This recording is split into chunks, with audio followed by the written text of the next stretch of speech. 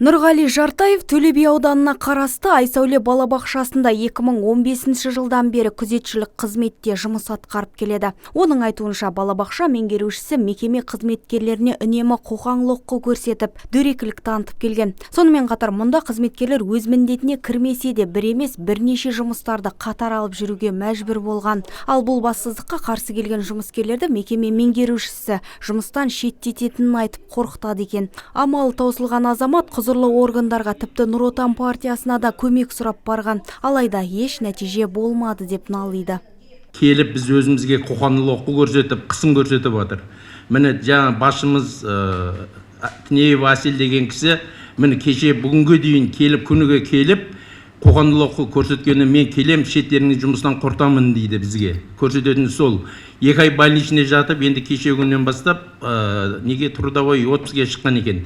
Міне кеше сағат 10-11 шамасында келіп, өзіміздің жұмысқа садикке келіп, бәрімізге тағы да қоқаң-лоққы көрсетіп кетіп отыр. Мен сендерді құртамын, жоямын, сендер бұл жерде жұмыс істемейсіңдер дейді. Қарауыл жұмыстың орнына 2 адамды қойып қойған, бұл қалай деп айтсақ, ұнамасаң жұмыстан кете беріңдер деп бізді қоқаң-лоққы көрсетеді.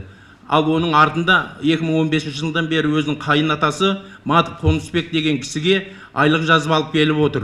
Орын алған бассыздықтан хабардар болған Қазақстан Республикасы парламент мәжілісі депутаты Меруерт Қазыбекова тиісті жергілікті билік өкілдерінің жауаптарын тыңдауға бірден кірісті. Ал өңір басшылары болса бұл жағдайдың қалай болғанын айтып ақталуда. Сөйтіп, деді ол өтініш берді деді, жұмыстан кетем деді. Кейін уақыт өткеннен кейін сұрасақ дейді, ол ауырып жатқан кезде мен шығарамайды екен дейді. Ол қайтадан барып келесі күні айтыпты, мен шығарамайсыздар деп өтініш қайта кетіп қалған. Бір қызығы аталмыш мекеме мемлекеттің қарамағында болса да ашылғалы бері мұнда тиісті бақылау жүргізіліп, тексерістен өтпеген. Тек оқиға дауға айналғанда ғана бақылау бөлімінің мамандары балабақша деген аты болмаса ешқандай стандартқа сай келмейтінін анықтаған. Зерделеу жұмысын жүргіздік. Одан бірнеше кемшіліктер, ең бастысы ол жерде баланы қабылдау, баланы садикке қабылдау бұйрықтары жоқ. Топ-топқа бөлінбеген жастармен өзі бар жоғы 2 топта, даже жылдық жоспар, айлық жоспар дегендер жоқ. Енді жарайды, біз қызметкерлердің бұйрықтарын қараймыз деп сұралған едік, ол бізде жоқ, достық жоқ деді, кабинетте есік жабық деп солай жауап берді. Ал Төле би аудандық прокуроры бұл орын алған жайтқа бір жақты шешім шығу тек уақыт еншісінде екендігін айтып алға тартуда. Қоғамдық денсаулық сақтау басқармасының нәтижесі бар, заң бұзушылықтар анықталған, арызда көрсетілген. Енді бұл кісілерге қазір шамал күту керек, себебі құзыретті уәкілетті органдар тиісті тексеру жүргізіп жатыр. Әлі нәтижесі шыққан жоқ. Жергілікті тұрғындардың арыз шағымын тыңдаған парламент мәжіліс депутаттары аталмыш жайтқа қатысты тиісті билік өкілдерінің жауаптары қанағаттанарлық емес екендігін айтып, оларға бір шүйлігіп алды.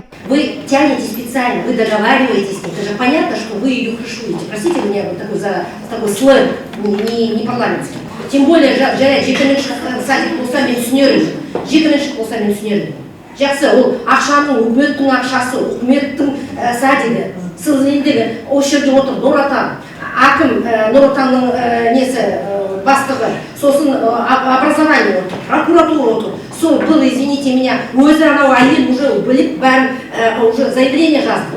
Сіз оны неге бұлай адамдарды бұлай доводите до этого стола? Вы сіз ол жерде не істеусіз. Вы не должны были там решить, извините меня, они вам открыто сказали, что 30-го выйдут на забастовку. Это какое отношение у вас вообще к работе? Оның айтуынша құзырлы мекемелер өз жұмысына салғырт қарап қана қоймай, өзара сыбайлас жемқорлыққа жол берген деп ашынды. Вы что, на небожители здесь? Сіз налогтарына, налогтарына сіз служители государства. Я просто сөзім жоқ мен, честно слово. Мәселені түймедей кезінде шешпей, түйедей жағдайға жеткізген тиісті органдарды бір сыбап алған депутат билік өкілдерін тәртіпке шақырды. Ал үстінен арыз түскен балабақша меңгерушісін тек жұмыстан шығарып қана қоймай, тиісті әкімшілік құқық бұзушылық жазаға тарту керектігін де баса айтты. Мадина Абайқызы, Мұрат Адинаев, ТВК телеарнасының жаңалықтар қызметі.